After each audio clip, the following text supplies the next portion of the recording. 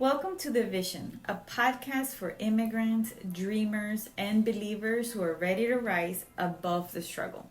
I'm Joanna Lopez, and today we're going to talk about when my accent became my axis. Have you ever felt embarrassed by your accent?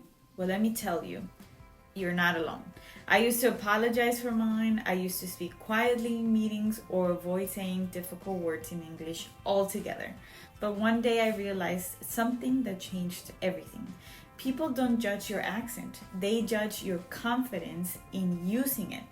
My accent became a tool to start conversations and connect with people. So here's a little story.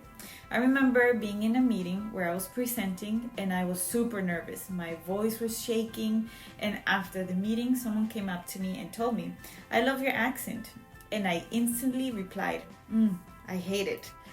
But at some point, I asked myself, why was I rejecting a part of myself that God gave me? Why was I apologizing for being bilingual, brave, and globally aware? So I had to reframe my perception. And what really affects your perception as a professional, with confidence, is not how you sound, it's how you show up. Think about it. Do people look down on French, German, or Irish accents in business? Not really. Also, think about this. Do Americans have different accents depending on what part of the country they're from? They do. Americans have accents too. So what's the difference? It's not the accent, it's the confidence behind it. Accents tell a story. They're interesting. They're conversation starters. Okay, so here's some practical strategies that you can use.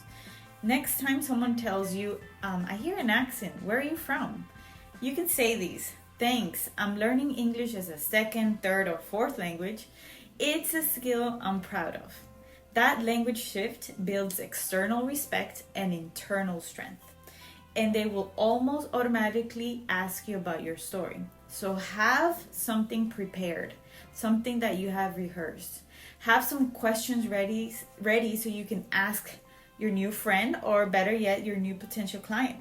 You can try these. Write a 3-sentence elevator pitch. Who you are, what you do, and who you help. Say it out loud until your voice sounds steady. Not perfect, but just clear. You can also record yourself, play it back, and you'll be amazed to see how your confidence grows when you stop rushing and start owning your voice. Here's what I teach my clients and what I had to learn myself. Number 1, speak slower.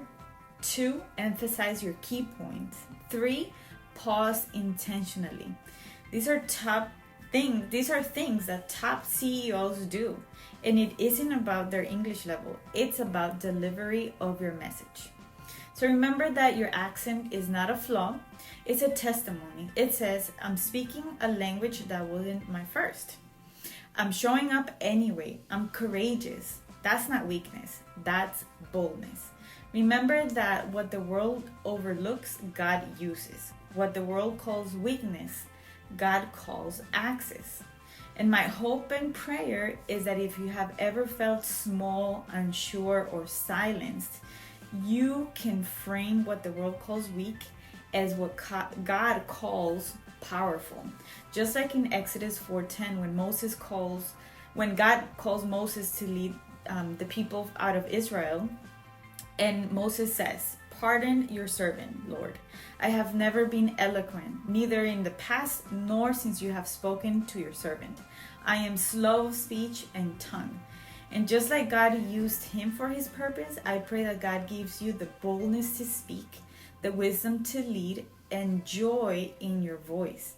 And remember, your accent is not too much. You're exactly who God can use. This is The Vision. I'm Joanna Lopez, and if this encouraged you, share it with someone else who's learning to speak with boldness.